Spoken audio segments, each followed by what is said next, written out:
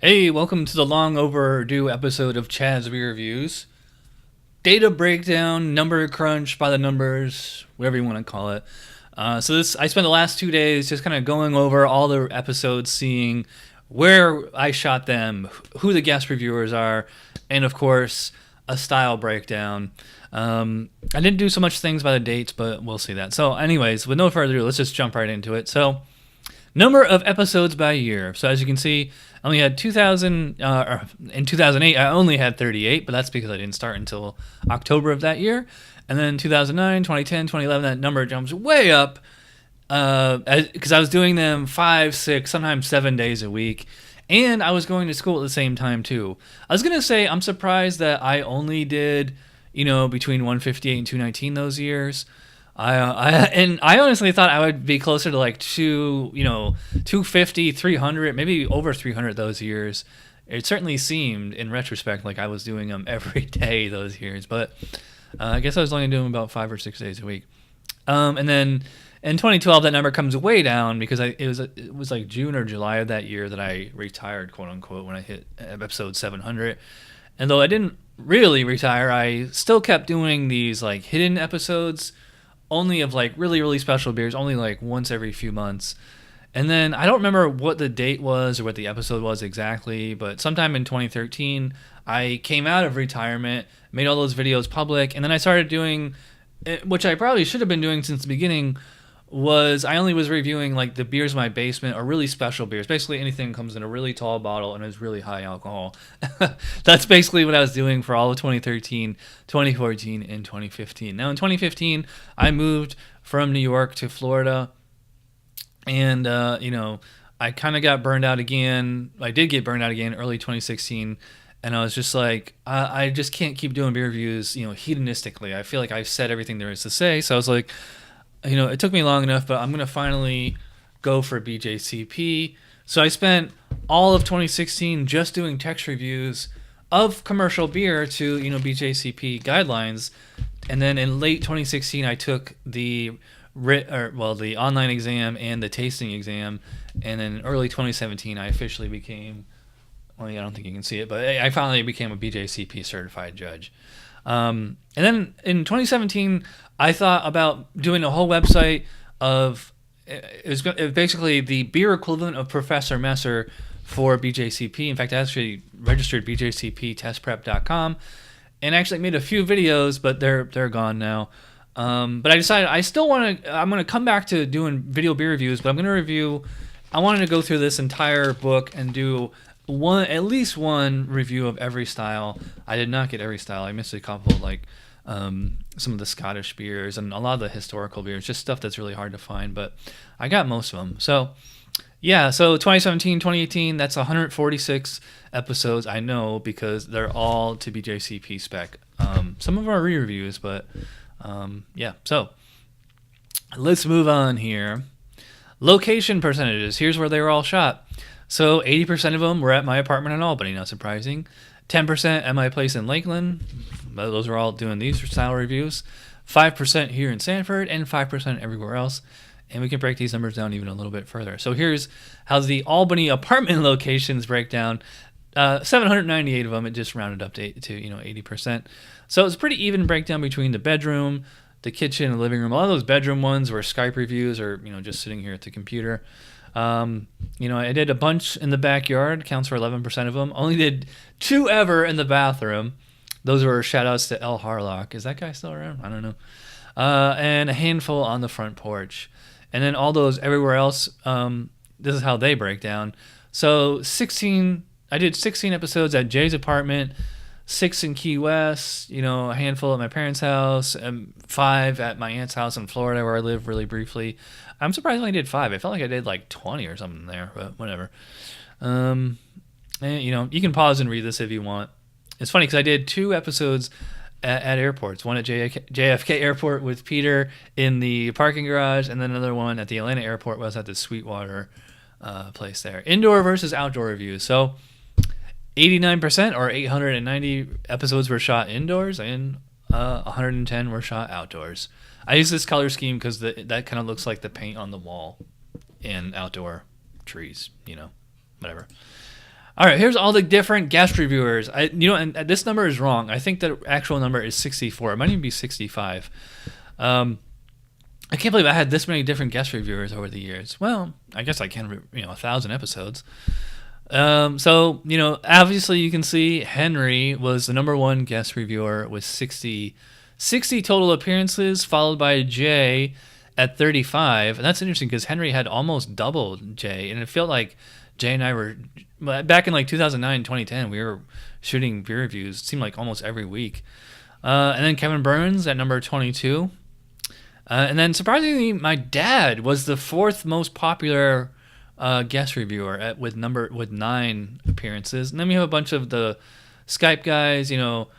Simon, Peter the Master of Hoppets had 6. Simon Rila God also had 6. Oh, my friend Sean had 7 appearances. My friend Jason, who didn't appear until the later, I think it was like 2013, 2014, had 8 appearances. And then everybody else with just 1 or 2 appearances each. So pause that and read that if you want. And here's how the guest reviewers broke down by male and female. So I had 12 female, different reviewers, not, appearances total. And then 51 different male reviewers. Breweries with the most episodes. This probably does not surprise anybody if you know me. Of course, number 1 is Southern Tier. Back when I lived in New York, they're my all-time favorite brewery. I can only get a few of their stuff here in Florida now, so I don't drink them nearly as much. And it's funny because Saranac is at number 2, and I haven't had a Saranac beer in years and years. They don't distribute to Florida. Kind of surprised. Sam Adams, number 3. Not surprising there. Dogfish Head, number 4 with 28. And then it's funny because, a lot of these, Founders, Stone, Sierra, a lot of these are, they walk that fine line between true craft brewery and pedestrian supermarket stuff. In fact, pretty much all of these breweries, except for Southern Tier and Bell's, pretty much all of these breweries you can get at the supermarket now. It's kind of ironic, I guess. So that's it on that. So let's start going over what were the most popular styles. But first, we'll quickly show you. I'm going to go through all the styles. These are all the styles that only had 1 episode each. And of course, these are all BJCP specs. The only thing that's surprising on here is I only did 1 episode of a session IPA, which is because when I was doing the text reviews, I did session IPAs all the time. I don't know why I didn't do video reviews.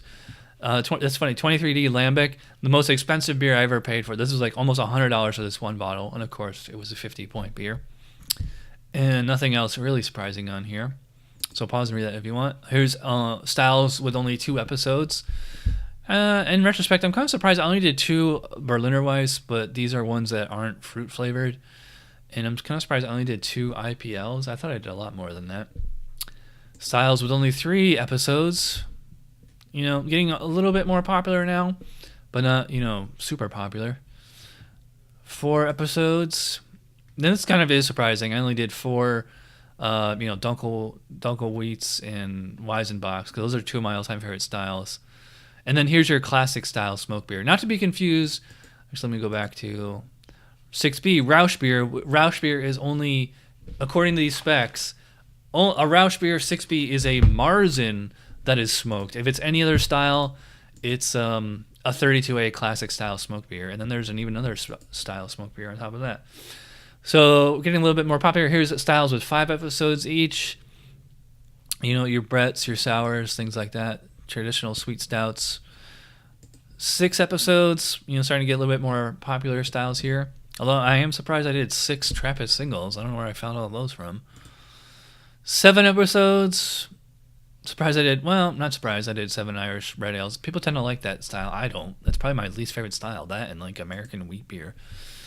All right, so 8 episodes. Your Irish stouts, American stouts, fruit lambics, Doppelbocks, New England. Those are pretty much. Well, I'm not a huge Irish stout fan, but everything else on there I really like.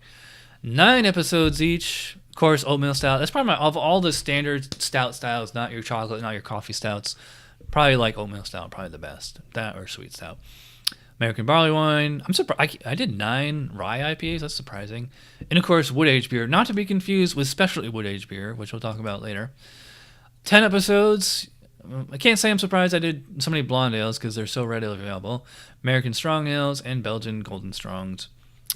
I only did one. This is the only style that I did 11 episodes of your American Porter.